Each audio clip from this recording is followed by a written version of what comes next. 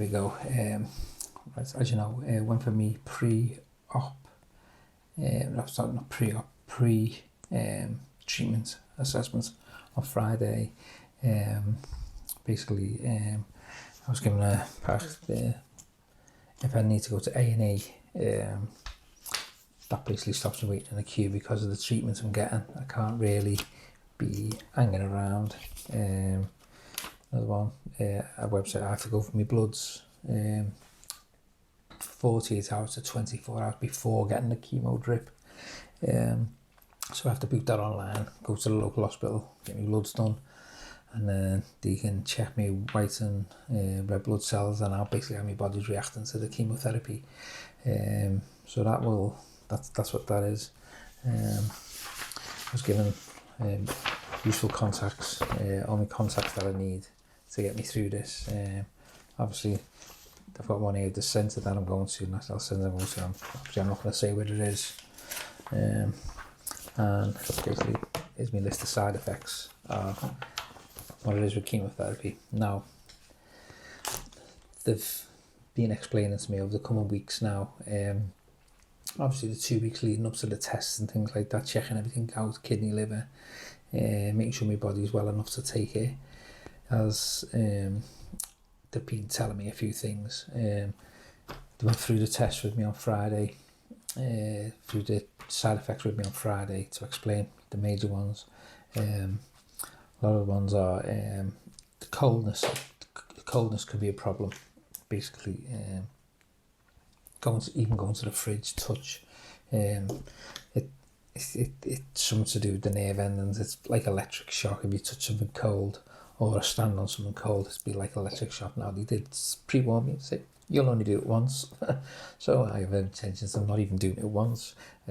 So I know we all have socks and all that, but I've got extra thick socks now. My son bought me them for walking around the house, 3 pairs.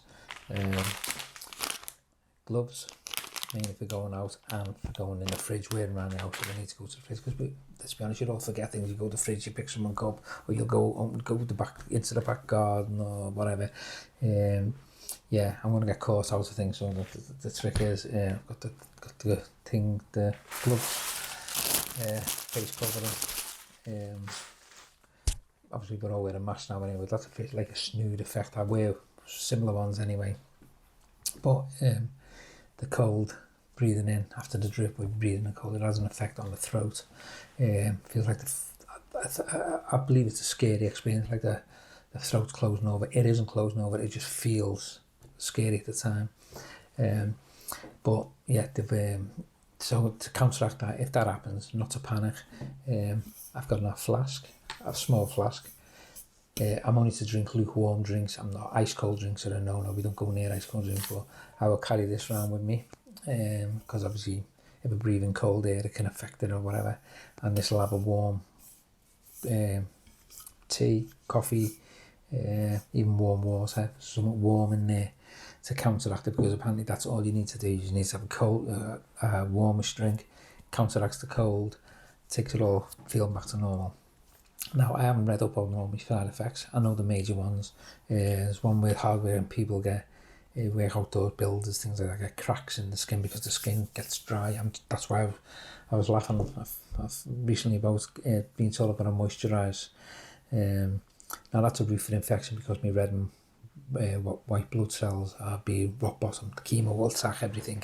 They said that it'll attack everything. So let's keep an eye on that. And my nerve endings on my fingers and my feet could be affected.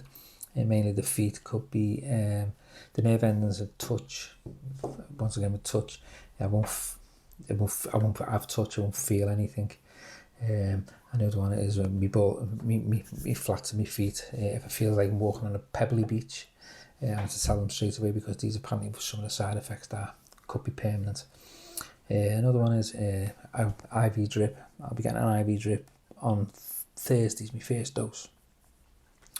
I will get that 4 times over 3 months, so it's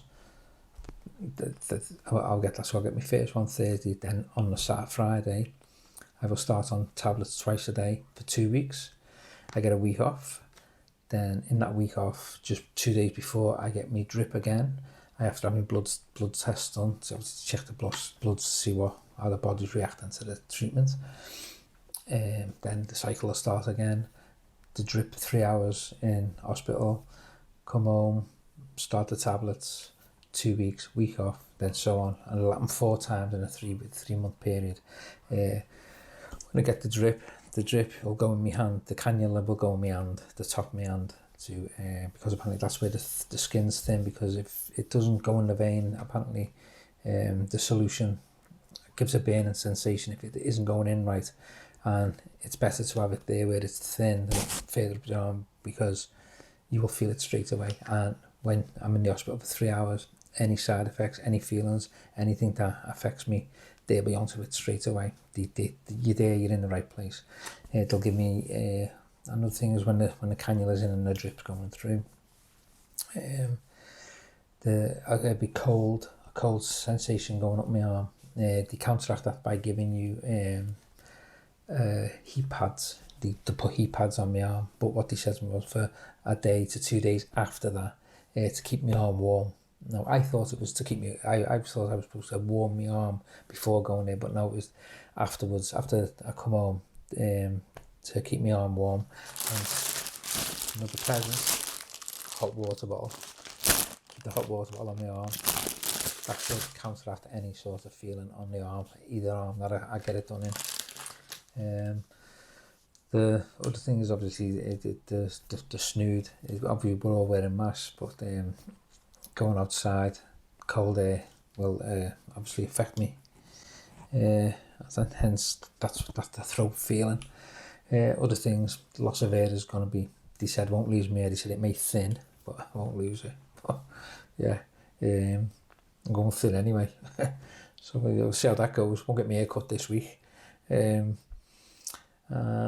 basically other thing, I'm not reading them all because she said, but what they said was, when I was sitting there, she said, how did you feel right now? And I'll feel fine. Or she said, so if this is how you feel when the treatment starts, if you feel any different than from what you feel now, I tell them, no crowds, any feelings in my skin, soreness, anything that's not right, pains, anywhere, I tell them, they'll address it. They've got answers, they've got solutions to all the problems. So because they have solutions to the problems, I ain't worried. I'm just going to go with the flow, positive thinking again, keep positive with this. I've got a supportive family. I'm going to do anything. I'm keeping me close family, as I say to my family. You can't change that. It's your close family. Keep them next to you. I'm going to limit my movements though. I'm not going to be mingling.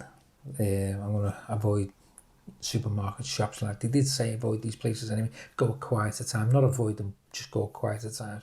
I think I'll just avoid them. Just till it's all over. But 3 months of it.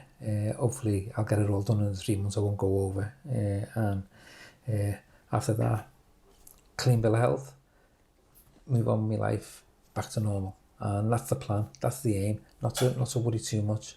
If I sail through it, I sail through it.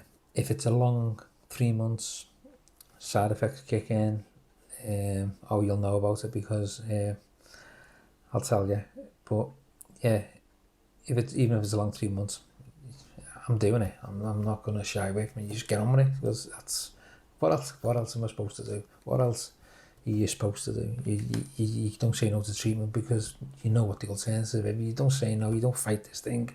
The alternative is the unthinkable, so we don't go there. So yeah, so it could be a good 3 months, could be a bad 3 months. Either way, you're going to know about it, and I'll take it from there, and we'll see. And we'll see from Friday. It'll be 24 hours after my first dose, and we'll be on up and running, and we'll see where it takes us. So hopefully see you in the next one.